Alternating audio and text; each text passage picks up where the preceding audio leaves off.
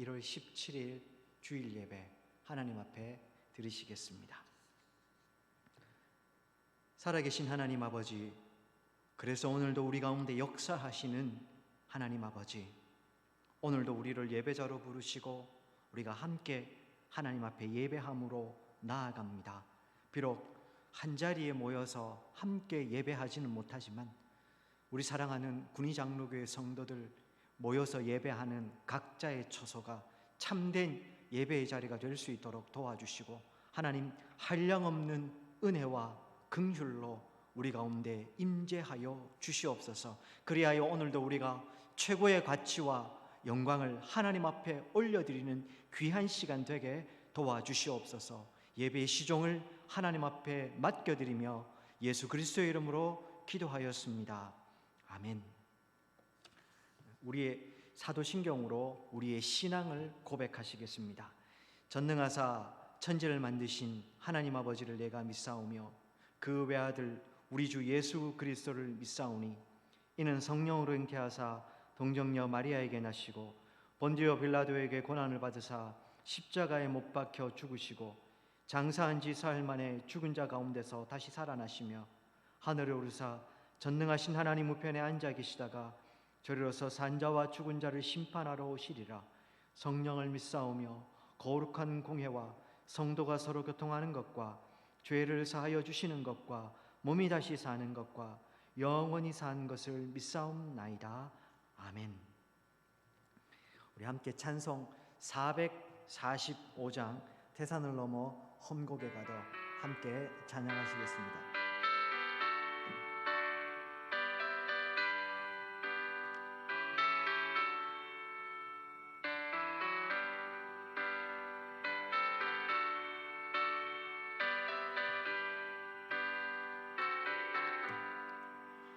태산을 넘어 험곡에 가도 빛 가운데로 걸어가며 주께서 항상 지키시기로 약속한 말씀 변치 않네.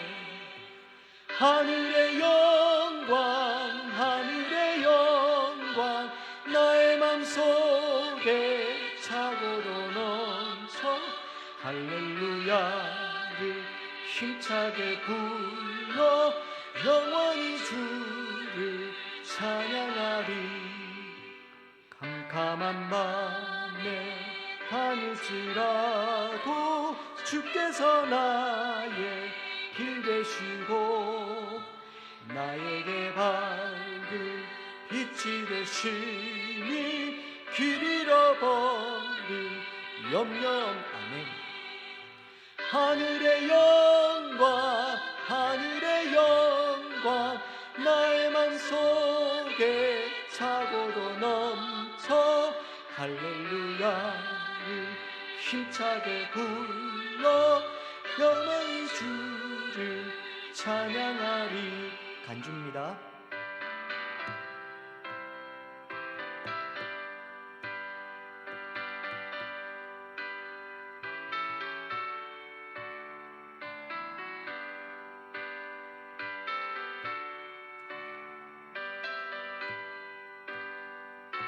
광명한 그 빛 광명한 그 빛 마음의 바다 찬란한 천국 바라보고 할렐루야를 힘차게 불러 날마다 빛에 걸어가리. 하늘의 영광 하늘의 영광 나의 맘속에 차고도 넘쳐 할렐루야를 힘차게 불러 영원히 주를 찬양하리.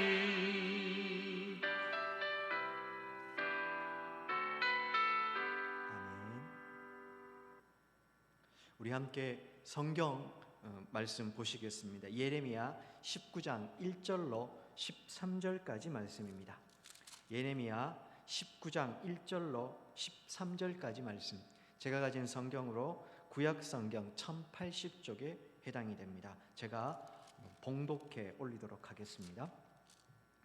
여호와께서 이와 같이 말씀하시되 가서 토기장이의 옹기를 사고 백성의 어른들과 제사장의 어른 몇 사람과 하시드문 어귀 곁에 있는 흰놈의 아들의 골짜기로 가서 거기에서 내가 네게 이런 말을 선포하여 말하기를 너희 유다 왕들과 예루살렘 주민아 여호와의 말씀을 들으라. 만군의 여호와 이스라엘의 하나님이 이같이 말씀하시되 보라 내가 이곳에 재앙을 내릴 것이라. 그것을 듣는 모든 자의 귀가 떨리니 이는 그들이 나를 버리고 이것을 불결하게 하며 이곳에서 자기와 자기 조상들과 유다 왕들이 알지 못하던 다른 신들에게 분향하며 무죄한 자의 피로 이곳에 채웠음이며 또 그들이 바알을 위하여 산당을 건축하고 자기 아들들을 바알에게 번제로 불살라 드렸나니 이는 내가 명령하거나 말하거나 뜻한 바가 아니니라.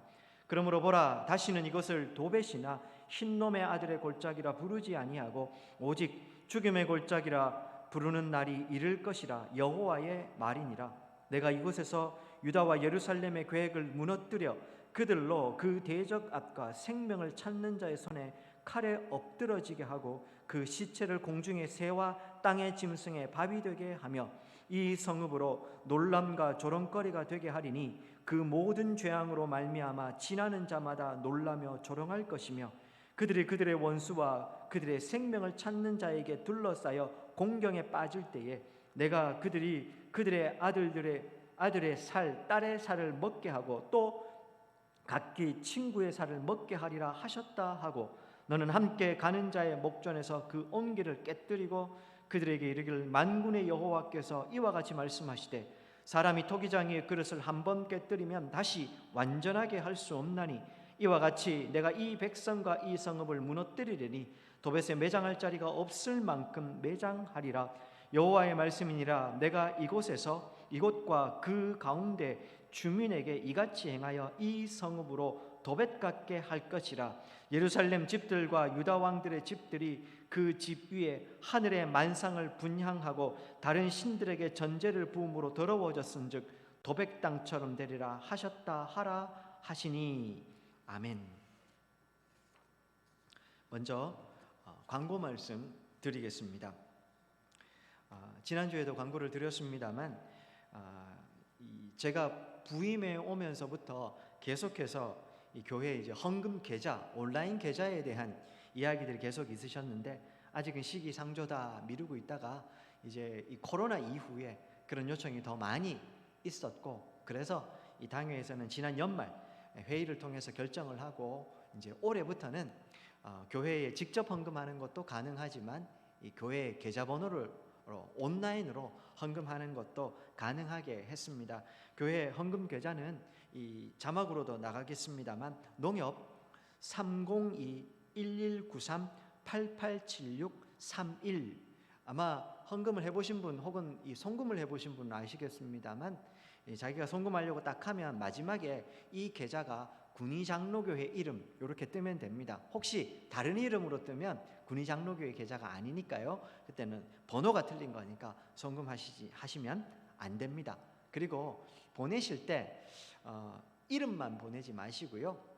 보내시는 이름 앞에 이름에 예를 들면 저 같으면 이원석 11조, 이원석 감사, 이원석 선교 이런 식으로 그 앞에다가 그 이름과 함께 헌금의 종류도 반드시 표기해서 보내주시기 바랍니다. 길게 뭔가 메시지를 쓰시면 들어오지 않습니다. 이름만 쓰셔도 곤란합니다. 헌금의 제목만 쓰셔도 곤란합니다. 왜냐하면 헌금의 제목만 있으면 이게 누가 보낸 건지 다시 광고를 해서 확인을 해야 되고요. 이름만 쓰시면 이게 어떤 명목으로 들어온 것인지 모르기 때문에 반드시 이원석 11조, 이원석 감사 이런 식으로 반드시 이름과 헌금의 종류를 표기해서 보내는 그 이름에다가 해주셔야 됩니다. 혹은 우리 교회가 받는 통장이지 않습니까? 받는 통장에다가 표기를 반드시 해주셔야 합니다. 부탁드리겠습니다. 아울러 환우들을 위해서도 성도 여러분 계속해서 좀 기도해 주시기 바랍니다. 특별히 우리 최병두 장로님께서는 지난주부터 팔공산에 있는 팔공요양병원에서 요양 중에 계십니다. 위에서 성도님들께서 계속해서 기도해 주시기 바랍니다. 뿐만 아니라 우리 박옥선 성도님께서 이 양쪽 다리 지금 수술하고 이제 수술 중에 있습니다. 가톨릭 병원에서 한쪽 다리 하고 또 이따가 하고 해서요. 아마 이번 달 말까지는 병원에 계실 듯 합니다. 위에서도 기도해 주시기 바랍니다. 아울러서 우리 모든 또 다른 환우들 또 생각나시는 분들 위해서 계속해서 기도해 주시기 바랍니다. 또 마지막으로 아마 이 예배를 언제까지 이렇게 진행을 하고 교회는 언제부터 올 수 있는가 궁금하실 것인데, 관련해서 지난주도 설명을 드린 대로 당회가 매주 상황을 좀 지켜보고 있습니다. 이번 주 지나고 나서 다음 주 예배와 관련해서도 다시 회의를 거쳐서 성도님들에게 예배를 어떻게 진행하게 될 것인지 연락을 드리도록 하겠습니다. 우리 구역장과 권찰들을 통해서 연락드릴 거니까요. 성도님들께서 위에서도 기도해 주시고 또 주중 연락을 좀 참고해 주시기 바랍니다. 제가 한 번 더 기도하겠습니다. 존귀하신 하나님 아버지, 새로운 한 해를 우리에게 허락해 주시고 또 우리가 하나님의 은혜로 이 한 해도 살아가게 하시니 감사합니다. 늘 하나님 앞에 고백하는 것은 주여 우리가 살아도 주를 위해 죽어도 주를 위해 하나님의 은혜로 살아가는 인생인 것을 하나님 다시 고백합니다. 특별히 코로나19로 우리가 모이는 예배가 허락되지 않는 상황에서 동영상으로 각자의 처소에서 예배하고 있습니다. 원하옵기는 하나님, 우리가 비록 함께 모이지는 못하지만 우리가 각자 예배하는 그 자리가 하나님을 온전히 만나고 예배하는 은혜의 자리, 은혜의 공간이 될 수 있도록 도와주시옵소서. 뿐만 아니라 주여 이 시간에도 병상 가운데서 하나님의 이름 부르고 있는 사랑하는 우리 모든 환우들 기억해 주셔서 주여 저들이 어디에 있든 그 병상이 하나님을 만나는 은혜의 자리, 여호와 라파의 치료하시는 하나님의 은혜의 광선 바라시는 귀한 자리가 될 수 있도록 도와주시옵소서. 그리하여 하나님의 은혜로 그 병상 떨치고 일어나 주께로 함께 나와 예배하는 복도 더하여 주시옵소서. 오늘도 하나님의 말씀이 그리워서 또한 주의 말씀을 상고하오니 이 말씀이 우리를 살리고 깨우는 은혜의 시간이 되도록 도와주시며, 또한 하나님 사랑하는 성도들 귀한 물질 하나님 앞에 올려드립니다. 드리는 물질을 통하여서 하나님의 나라가 우리 가운데 더욱 아름답게 세워져 갈 수 있도록, 또한 불황의 때를 살아가지만 성도들의 삶의 자리 하나님께서 돌보심을 우리가 늘 경험하는 만나와 메추라기 먹이시는 하나님을 경험할 수 있도록 도와주시옵소서. 감사드리고 예수님 이름으로 기도하였습니다. 아멘. 예레미야를 통해서 전달되는 하나님의 말씀에 유다 백성들은 무관심했었습니다. 하나님의 뜻에 무관심했으니 당연히 하나님의 말씀이 들릴 리도 만무했을 것입니다. 심지어 유다 백성들은 하나님의 말씀을 자꾸만 전달하는 이 예레미야가 꼴보기가 싫었던 겁니다. 그래서 심지어 선지자 예레미야를 죽여버릴 계획까지 하고 있었습니다. 다른 선지자들과 다른 이야기를 하고 있었지만 그럼에도 불구하고 예레미야가 하나님의 말씀을 전달하고 있다면 그들은 그것이 무엇이든 귀 기울여 들어야 했는데 하나님의 말씀을 들을 생각이 없으니 예레미야를 죽이려고 합니다. 그런데 이런 유다 백성들을 향해서 하나님께서는 끊임없이 그들과 대화를 하려고 시도를 하고 계십니다. 사실 우리가 계속해서 반복해서 보게 되는 예레미야의 메시지들이요, 그 반복되는 것 자체가 하나님이 계속해서 이렇게 말씀하시려고 하는데 안 되니까 저렇게 해보시고, 저런 방법으로 안 되니 또 다른 방법을 하시는 하나님의 그런 끊임없는 대화의 시도로 볼 수 있는 겁니다. 하나님의 입장에서 굳이 이렇게 하셔야 될 이유는 없다는 말씀 지난주에도 드렸습니다. 사실 하나님은 뭐 답답하십니까? 계약서대로 그들이 잘못했으니까 그냥 싹 심판해 버리시고 다른 대상을 택하셔도 충분히 괜찮으십니다. 하나님이 이렇게 마음 졸이실 이유가 없습니다. 그러나 하나님은 계속해서 이 방법 안 되면 저 방법 안 되면 다른 방법으로 대화하려고 하십니다. 하나님의 이런 어찌 보면 좀 이해하기 힘든 모습, 하나님의 무조건적인 사랑이라는 표현 외에는 달리 표현할 방법도 없습니다. 그리고요, 우리를 향한, 당신의 백성들을 향한 이 하나님의 무조건적인 사랑의 정점에 우리가 잘 아는 십자가가 있는 것입니다.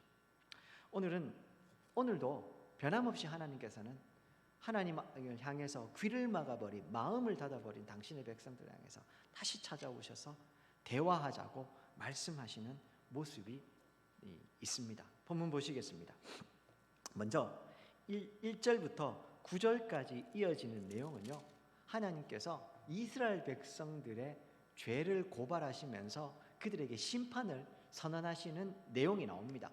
그런데요, 지난 시간에도 말씀드렸지만 하나님이 죄를 계속해서 고발하고 심판을 하시는 건 아직 심판이 시작되지 않았습니다. 무슨 얘기입니까?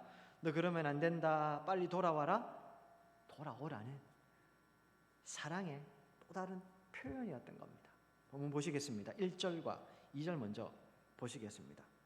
여호와께서 이와 같이 말씀하십니다. 무엇이에요? 가서, 누구에게? 예레미야죠. 가서 토기장이의 옹기를 사고 백성의 어른들과 제사장의 어른 몇 사람과 하시드문 어귀 곁에 있는 흰놈의 아들의 골짜기로 가서 거기서 내가 내게 이런 말을 선포하라. 하나님이 그렇게 명령을 하십니다. 하나님께서요, 지난날 우리가 앞에서 살펴봤던 것과는 좀 다르게요, 그냥 바로 하나님의 말씀, 전할 말씀을 주시는 게 아니라, 예레미야야, 네가 첫 번째 옹기를 사고, 두 번째 백성과 제사장의 어른들 몇 명을 데리고, 세 번째 흰놈의 아들의 골짜기라고 하는 곳에 가서 거기서 내가 전하는 이야기를 하라 하시면서 하나님의 말씀을 전하기 전에 몇 가지 부수적인 조건들을 채울 것을 말씀하고 계십니다. 첫 번째로요, 하시는 명령이 그 조건들 세 가지인데, 첫 번째가 뭡니까? 토기장이에게 가서 옹기를 사라. 오늘 우리 본문에서는 옹기 이렇게 되어 있는데, 우리 번역 바뀌기 전에 개역 한글 번역해 보시면 옛날 분들은 아마 이걸 그래서 옹기 대신에 오지병 이렇게 들으셨을 겁니다. 이게 히브리어 원어는요, 바크푸크 하레스라고 해서요, 진흙으로 만든 목이 가는 병을 이야기하는 겁니다. 우리가 생각하는 김치 담는 큰 옹기가 아니고요, 목이 가늘게 되어 있는 그런 병을 이야기를 하는 것입니다. 하나님께서요, 그 옹기 오지병을 하나를 사라. 그리고요, 혼자 갈 것이 아니고 누구와 가라요? 백성의 어른들 몇 사람, 제사장의 어른들 몇 사람하고 같이 가라. 그렇게 말씀하십니다. 백성의 어른들 그러면 당시 이스라엘 사회의 장로들 혹은 백성의 관료들 정도 될 것 같고요. 제사장의 어른들, 제사장의 어른이 있을까? 제사장에도요, 대제사장이 있었지 않습니까? 아마도 그런 대제사장들을 이야기를 하는 것 같습니다. 그럼 이 두 부류를 합치면 뭐가 되겠습니까? 당시 유다 사회와 종교를 대표하는 대표자들 몇 사람을 데리고 가라. 이렇게 말씀합니다. 세 번째, 하나님께서요, 말씀을 어디서 전해야 되는데 장소도 지정을 해주시죠. 어디입니까? 하시드문 어귀 곁에 있는 흰놈의 아들의 골짜기, 거기 가서 말씀을 전하라. 이렇게 말씀하고 있습니다. 흰놈의 아들 골짜기 어디서 들어보셨다 싶으시죠? 기억 안 나십니까? 제가 작년 7월에 한참 더웠을 때 요 흰놈의 아들 골짜기에 대해서 한번 설명을 드렸습니다. 해가 바뀌었으니까요, 한 번 더 우리의 기억을 좀 되살펴보면, 먼저 흰놈의 아들의 골짜기, 우리 그 7월 달에는요, 흰놈의 골짜기 이렇게 배웠습니다. 흰놈의 골짜기, 흰놈의 아들의 골짜기 다 같은 말입니다. 여기가 어디냐 하면요, 예루살렘의 남쪽, 서쪽에 걸쳐 있는 이 골짜기를 이야기하는데, 이 흰놈의 아들 골짜기를 따라 가다 보면 그 유명한 기드론 골짜기 혹은 감람산, 이 겟세마네 동산 있는 거기와 연결되어 있는 곳입니다. 예루살렘을 중심으로, 도시를 중심으로 남쪽, 아래쪽을 이야기를 합니다. 제가 요 지형에 대해서는 그때 소개해드리면서 지도도 좀 보여드리면서 여기입니다 이렇게 말씀을 드렸던 기억이 있는데 참고해 보시기 바랍니다. 특별히요, 이 흰놈의 아들 골짜기라고 하는 곳, 역사적으로 좀 중요한 곳이다, 그런 말씀을 드렸습니다. 제일 가깝게는요, 예레미야 그가 사역을 하기 전에 여기에서 어떤 일이 하나 있었습니다. 유다 왕 아하스 시대에 아하스 왕이 이 흰놈의 아들 골짜기 혹은 흰놈의 골짜기에다가 바알을 섬기는 바알들의 제단을 쌓아놓고 여기서 우상 숭배도 했고 또 인신 제사도 드렸던 겁니다. 역대하 28장에 보면 그 내용이 적혀 있는데요. 여기서 이 바알들의 제단을 지었다고 하니까 일반적으로 말하는 바알이 아니고요. 보통 인신 제사는 몰록 혹은 몰렉이라고 하는 신을 섬길 때 이 인신 자녀를 드리고 하는 인신 제사를 드렸다고 하거든요. 그래서 아마 역대하에서 이야기하는 바알들의 제단이라고 할 때 그 바알은 단순히 그 특정 신인 바알을 이야기하는 게 아니고 그런 우상들 전체를 통틀어서 아마 이야기하는 것 같습니다. 여튼 아하스 왕 시대에 이 흰놈의 골짜기, 이 골짜기에 이 우상을 섬기는 몰렉과 여러 우상을 섬기는 제단들을 쌓아놓고 인신제사도 드리고 했다는 것이 우상 숭배의 자료였습니다. 그러다가요, 이 예레미야가 활동을 어느 왕 때부터 시작을 했습니까? 유다의 전무후무한 개혁을 했고 마지막 선한 왕이었던 요시야 시대에 활동을 하죠. 이 요시야 왕 시대에 와서요, 요시야 왕이 종교 개혁을 하면서 이 산당도 다 없고 우상도 다 치웠고 성전도 수리하는데 그때 이 흰놈의 아들 골짜기에 있는 제단들 우상들도 다 개혁합니다. 그때 본문에 보시면 열왕기하에 보면 그래서 이 부분 이렇게 합니다. 왕이 또 흰놈의 아들 골짜기에 도벳을 더럽게 하여 어떤 사람도 목록에게 드리기 위하여 자기의 자녀를 불로 지나가지 못하게 하고 하면서 더럽혔다. 즉 아무도 거기에서 더 이상은 자녀를 이 불에 지나가게 하고 인신제사 드리는 걸 못하도록 파괴해 버렸다고 이야기를 합니다. 아하스 왕 시대에 와서야 여기가 정리가 되는 것이죠. 그리고 그 요시야 왕 시대, 그리고 예레미야는 이 시대부터 나라가 망할 때까지 사역을 했던, 다시 말하면 이 흰놈의 아들 골짜기는 원래도 유명한 곳이었지만 요시야 왕 이후에 지금 예레미야가 사역하는 시대 이 흰놈의 아들 골짜기는 꽤 유명한, 모든 사람들이 다 알고 있는 그런 공간이었던 겁니다. 우상숭배 그러면 여기가 제일 먼저 떠오르는 공간이었던 것이죠. 흰놈의 아들 골짜기 무슨 의미일까요? 이 흰놈이라는 말 자체가요, 애곡이라는 의미입니다. 그러면 흰놈의 골짜기 그러면요, 애곡의 골짜기가 되죠. 흰놈의 아들의 골짜기는요, 애곡의 아들의 골짜기 혹은 애곡하는 아들의 골짜기 이렇게 되겠죠. 인신제사와 관련이 있었던 겁니다. 자녀를 몰렉에게 불에 태워서 죽이고 그렇게 바쳤던 공간이었기 때문에요, 그런 애곡이 있었다는 말입니다. 그런 애곡의 골짜기 혹은 애곡의 아들의 골짜기, 그래서 흰놈의 골짜기, 흰놈의 아들의 골짜기 이렇게 이름을 불렀던 겁니다. 그리고 제가 지난 7월에 이 설명하면서 몇 가지 부수적인 설명을 조금 더 드렸죠. 이 흰놈의 아들 골짜기를 지칭하는 말이 신약시대로 넘어오면 이게 지옥을 상징하는 말로 바뀐다고 말씀드렸는데 기억하시는지 모르겠습니다. 마가복음 9장에 보면은요, 또 9장에도 나오고 예수님께서도 이 그 11번이나 지옥을 언급하실 때 이 흰놈의 아들 골짜기를 이야기를 하십니다. 그때 지옥을 이야기하는 신약 성경에 예수님이 지칭할 때 지옥이라고 하는 단어가 헬라어로 게헨놈이라는 단어입니다. 근데 이 헬라어 게헨놈이 어디서 오는 거냐 하면 흰놈의 아들 골짜기라는 말에서 오는 겁니다. 이게 흰놈의 아들의 골짜기를 히브리어로 하면요, 게벤 흰놈 이렇게 되거든요. 벤은 아들이고 흰놈은 흰놈의 이름이죠. 게벤 흰놈 이렇게 됐거든요. 그걸 신약에 오면서 게헨놈 이렇게 그 헬라어로 음역해서 그대로 부르게 된 겁니다. 그러면 무슨 의미일까요? 흰놈의 아들의 골짜기에서 이 자녀를 태우고 우상에게 제사 지낼 때 여기에 애곡하는 소리도 들렸지만 불이 여기 타올랐던 겁니다.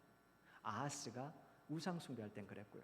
그 이후에 요시야가 종교개혁한 이후에 여기를 더럽혀 버립니다. 그리고요, 이 흰놈의 아들 골짜기는 쓰레기 소각장이 돼요.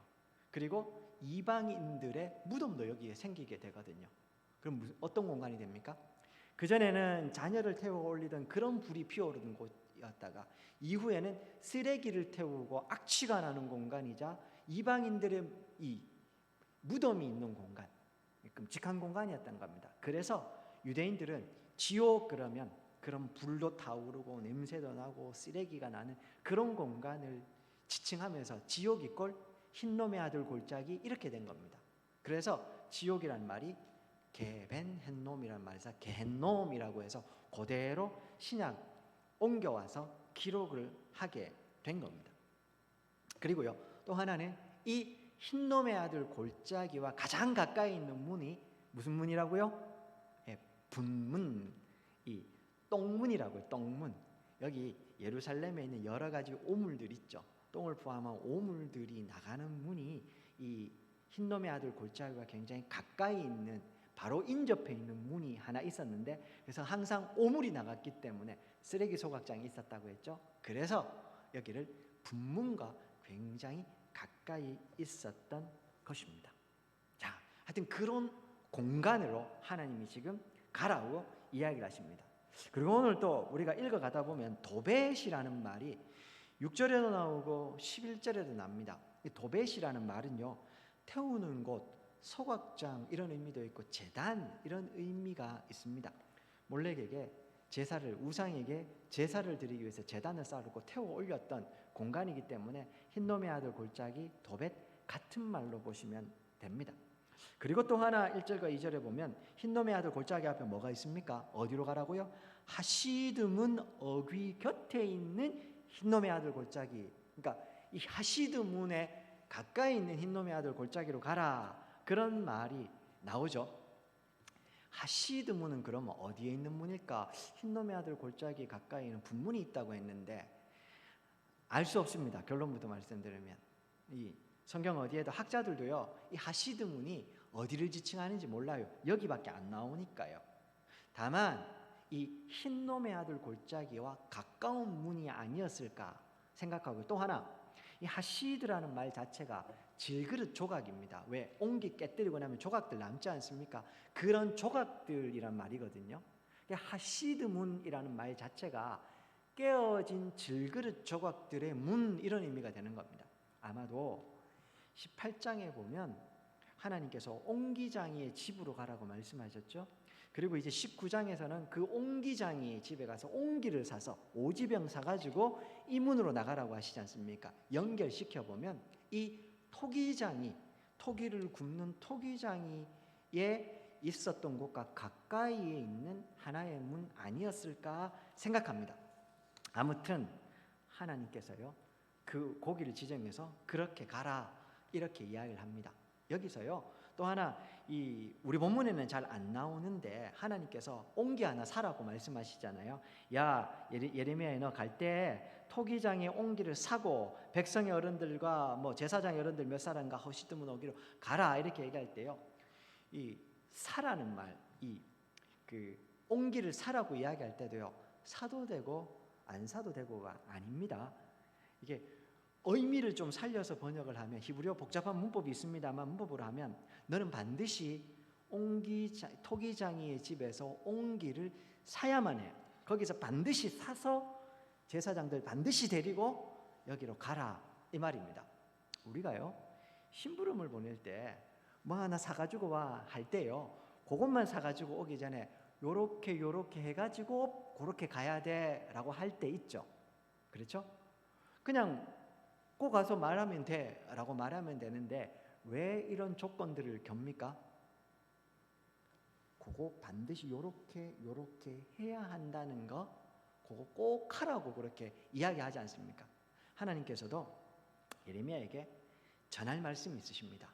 그런데 이번에 이야기는 그냥 전하지 말고 요런 조건들을 채워서 반드시 요거 한 다음에 요 말을 전해야 된다, 이렇게 말씀하고 계시는 겁니다.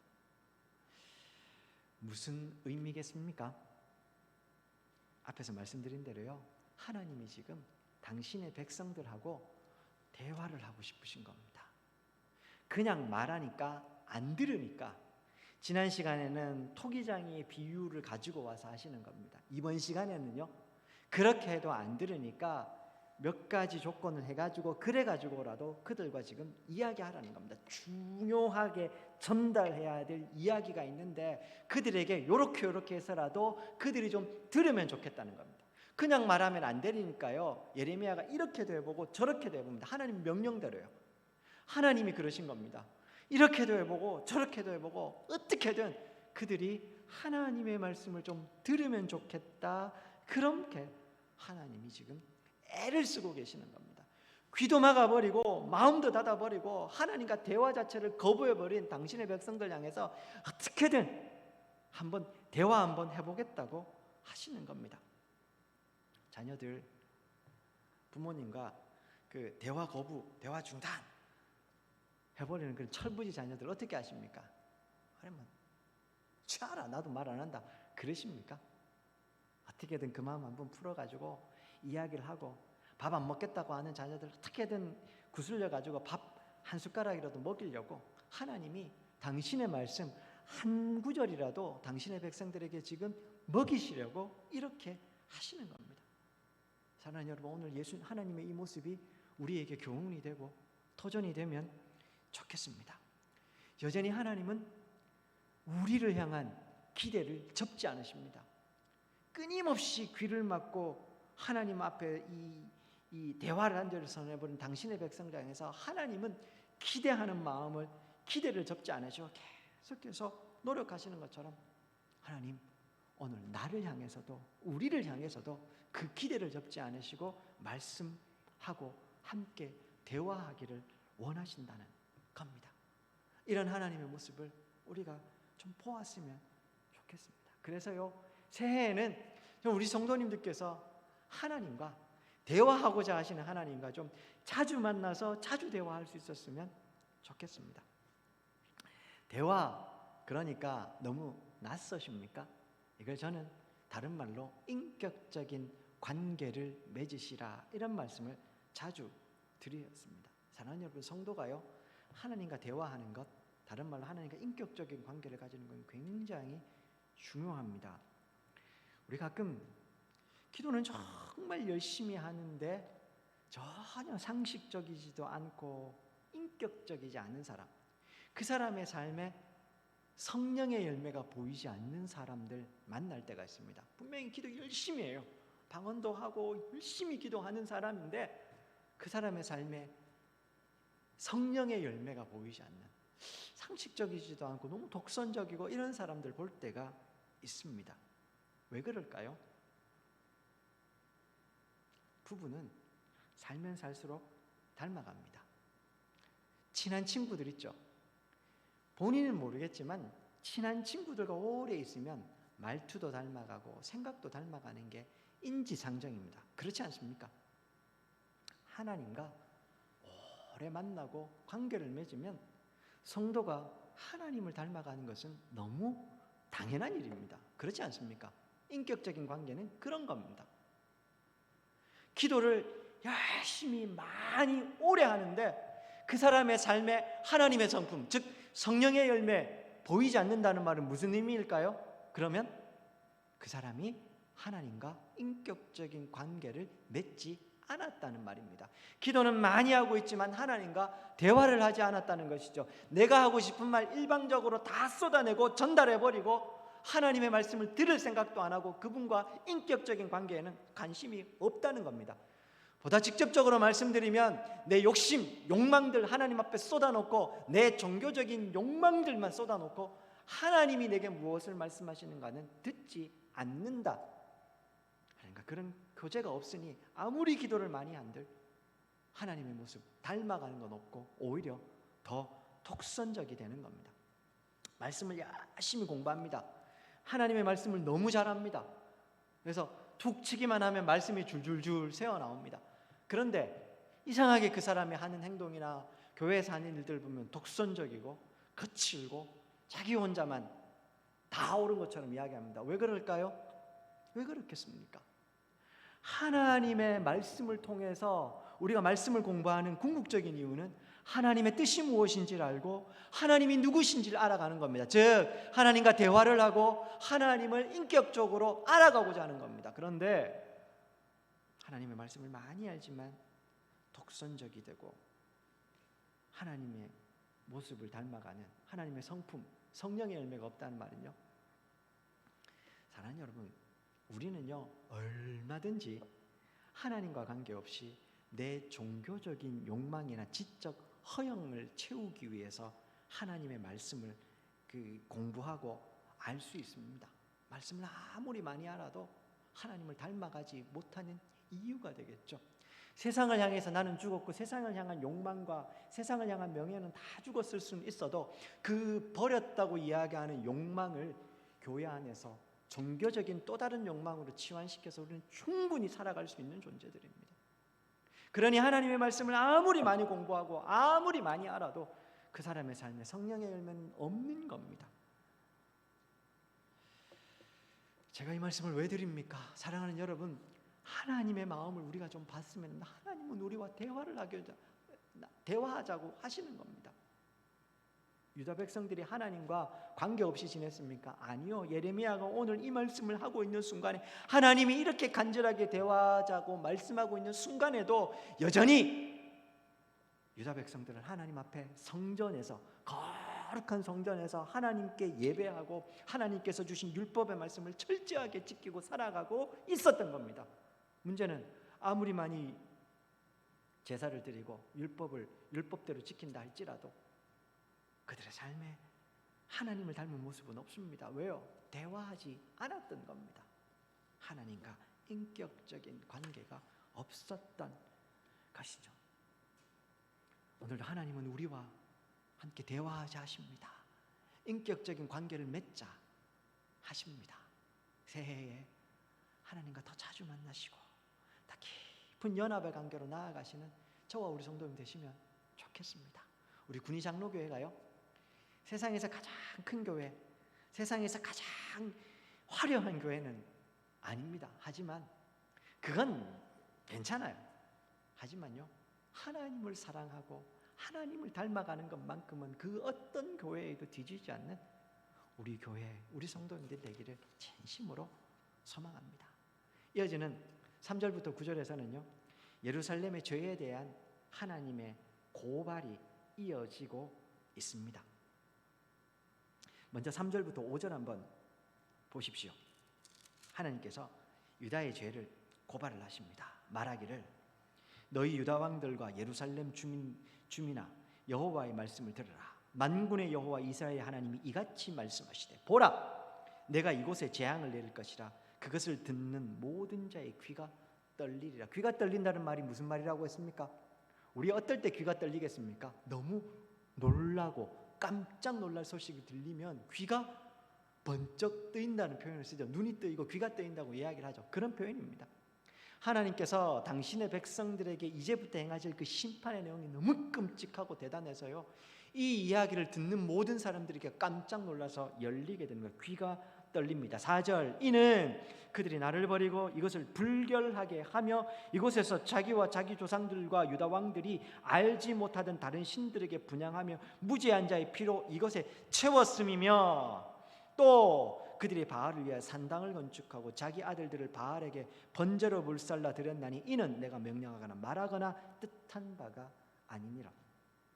4절 5절로 오면서 하나님께서 유다 백성들이 저지른 죄들을 고발하고 있습니다. 크게 4가지를 고발합니다. 그런데요, 이거 하나로 뭉뚱거리면 뭡니까? 하나님의 말씀 안 듣고 하나님과의 관계는 단절하고 우상을 숭배하며 불의를 저질렀다. 그 말 한마디로 될 겁니다. 사실은 이 내용들요, 이거 어디서 보셨다 싶으시죠? 예레미야 7장 우리 이미 나누었던 내용이었습니다. 그러니 새삼스럽지도 않습니다. 그리고요, 예레미야가 지금 이야기하고 있는 이 계속해서 반복적으로 유다 백성들의 죄들을 예레미야가 이야기하고 있었기 때문에 이 내용은 특별하지도 않습니다. 대단하지도 않고 뭐 그렇습니다. 또 하나님 또 고발하시는구나, 그렇게 들립니다.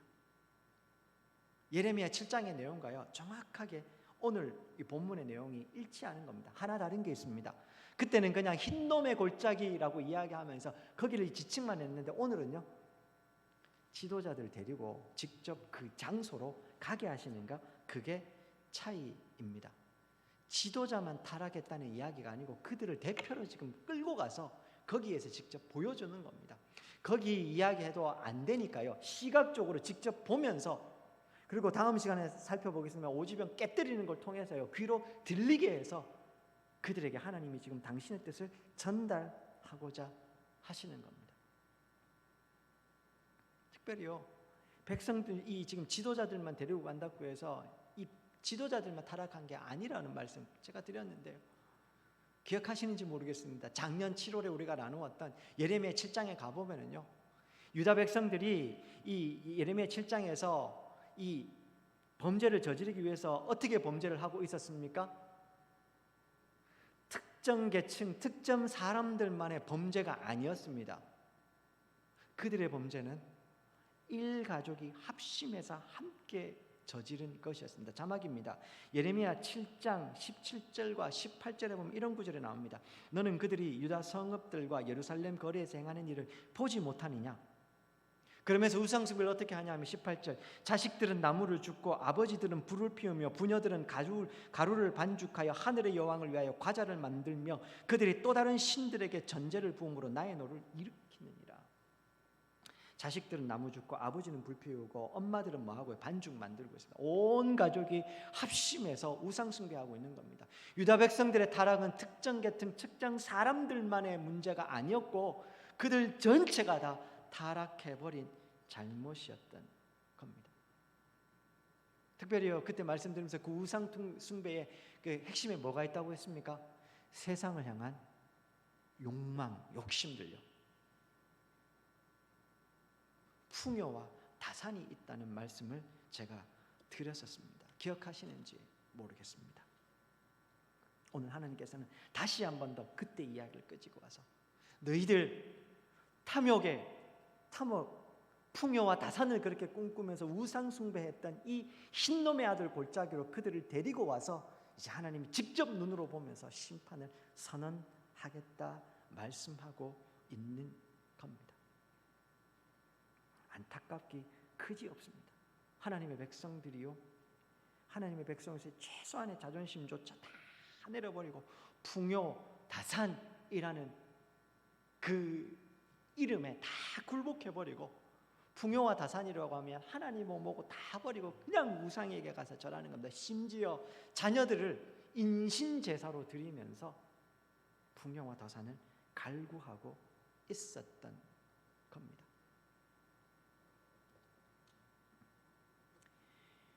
예레미야 시대만 그랬습니까? 오늘 우리도 마찬가지 아닙니까? 유다 백성들이 이 범죄한 하나님의 고발, 이 바알을 만들고 산당을 건축하고 이 모든 것에 이 기저예요. 이 바알이 결국 풍요와 다산 아니었습니까? 아니, 바알뿐만 아니라 그를 섬기는 모든 신들의, 오늘날 우리들에게도 마찬가지 아닙니까? 이거 한마디로 말하면 물질입니다. 특별히 제가 이전에도 말씀드렸는데요, 오늘날 우리는 모든 가치들을 판단할 때 가치 판단을 사물화시켰습니다. 즉 물질화시켜서 판단합니다. 하다못해 무슨 도덕적인 역할을 하는 것도 그렇고, 이 세상에 일어나는 모든 가치들을요, 뉴스에서 잘 들으시는 거 있죠? 경제적 가치로 환산하면 얼마가 됩니다. 몇 조 원 정도의 효과가 있습니다. 그렇지 않습니까? 문화적인 현상이라든지 어떤 것들도 그냥 그게 일어나서 좋습니다라고 말하기보다는 몇 조 원 정도의 가치가 있습니다라고 말하면요, 그제서야 우리는 그렇구나 쉽게 이해를 합니다. 모든 가치를 사물화시켜 버렸습니다. 돈이라는, 물질이라는 가치로 모든 것을 판단하는 시대를 살아가고 있는 겁니다. 혹시나 우리 군위 장로교회 안에 가치들을 물질로 판단하는 모습은 없었는지 돌아보게 됩니다. 사랑하는 여러분, 저는 최소한 이 교회 안에서만큼, 신학이라는 영역에서만큼은 가치 판단을 사물화하는 것, 돈으로 가치 판단하는 것 용납할 수 없습니다. 용납하지 않을 겁니다. 제가 청빈하거나 흠이 없어서가 아닙니다. 저는 목사이고 그것이 제 의무이기 때문입니다. 최소한 복음이라는 가치 앞에 물질, 돈 이런 것들이 판단하는 기준이 되지 않도록 끊임없이 교회에 이야기하고 성도님들에게 말씀을 드려야 될 의무가 있기 때문에, 그래서 우리가 함께 신앙생활하는 모든 영역뿐만 아니라 이 교회 안에서 성경과 말씀의 가치가, 복음의 가치가 올바로 뿌리 내리게 해야 할 의무가 있기 때문에 그런 겁니다. 코로나19로 교회 예배를 우리가 이 비대면화 시켰죠. 동영상으로 오늘도 예배하십니다. 그러다 보니까요, 성도님들 중에서 걱정하시는 목소리를 가끔 듣습니다. 교회 운영하려고 하면 당연히 돈이 들어갈 거 아닙니까? 뭐 지금 우리 교회에 있는 전기세, 물세부터 시작해서 소소하게 들어가는 것들 아무것도 안 해도 굉장히 많이 있습니다. 그러다 보니까요, 적지 않은 성도님들께서, 또 특별히 어르신들께서 전화 와서 목사님 힘드시죠? 하면서 교회 운영은 어떠신지 물어보십니다. 감사한 마음이고요. 그래서 감사합니다, 괜찮습니다, 그렇게 이야기를 합니다. 그런데요, 걱정이 왜 안 되겠습니까? 교회 운영해야 되는 입장이니까요. 당연히 돈이 없으면 운영이 안 되니까 걱정스럽습니다. 그런데 사랑하는 성도 여러분, 교회 운영과 관련, 특별히 물질과 관계된 부분은 저와 당의 장로님들에게 맡겨주십시오. 그건 저희가 지고 하나님 주신 직분이니 그냥 걱정하겠습니다. 성도님들께서는 그런 걱정은 조금 내려두셔도 좋을 것 같습니다. 교회의 주인은 누가 뭐래도 하나님이십니다. 돈이 아니라 하나님께서 우리 교회를 지키고 보호하시고 운영해가고 계십니다. 그러니 그 걱정 조금 내려놓으셔도 좋을 것 같습니다. 교회는 돈이 아니라 은혜로 유지되는 것입니다. 세상 물정 모르는 철무지 목사라고 해도 상관없습니다. 그럼에도 불구하고 이 교회를 세우고 보호하시고 유지해 가시는 건 하나님을 믿기 때문에 그렇게 말씀드리는 겁니다. 당연히 성도님들 하나님께서 유지하실 때 어떻게 하시겠습니까? 성도님들의 이 헌금을 통해서, 적나라하게 말씀드리면 성도님들의 주머니를 열어서 하나님은 당신의 일들을 하실 겁니다. 그러니 성도님들 헌금 내시지 않으면 교회 운영 어렵습니다. 그러나 그럼에도 불구하고 교회를 움직여가고 세워가는 것은 돈이 아니라 하나님의 은혜입니다. 제가 이 말씀을 왜 드리는 것입니까? 우리가 하나님 앞에 헌신이라고 하는 것들이 억지나 걱정해서 되는 것이 안 되었으면 좋겠다는 겁니다. 하나님을 사랑하는 마음으로, 기꺼이 헌신하는 마음으로 그렇게 채워지기를 원하는 겁니다. 좀 부족하면 어떻습니까? 없으면 어떻습니까? 없으면 없는 대로, 있으면 있는 대로. 제 마음이 좀 잘 전달되면 좋겠습니다.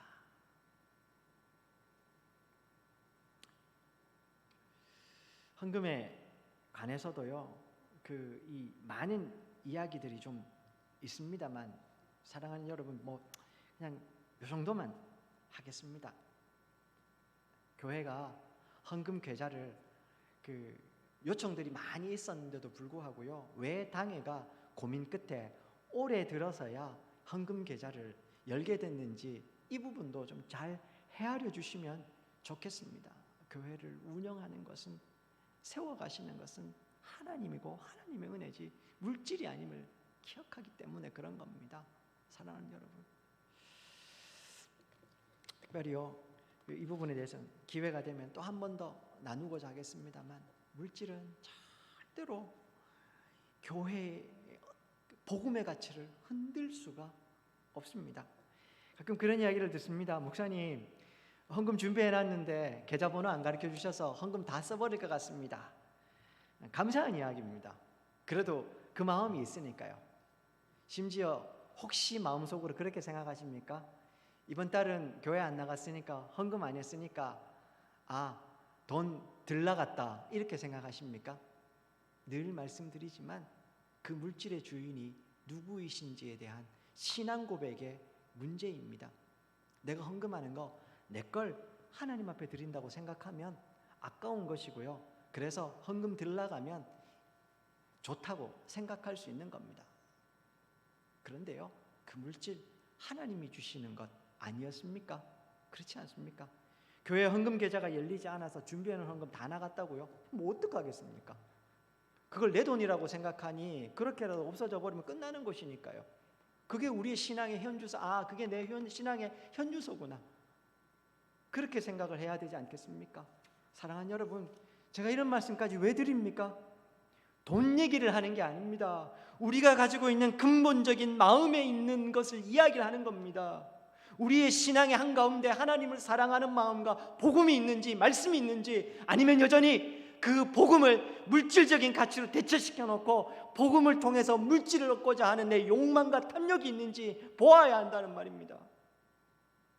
유대 백성들 하나님 앞에 성전에서 제사도 하면서 흰돔의 아들 골짜기에서 자녀를 태워 죽이면서 풍요와 다산을 꿈꿨던 것, 그런 의미에서 흰돔의 아들의 골짜기는요, 그들의 욕망의 광장이었던 겁니다.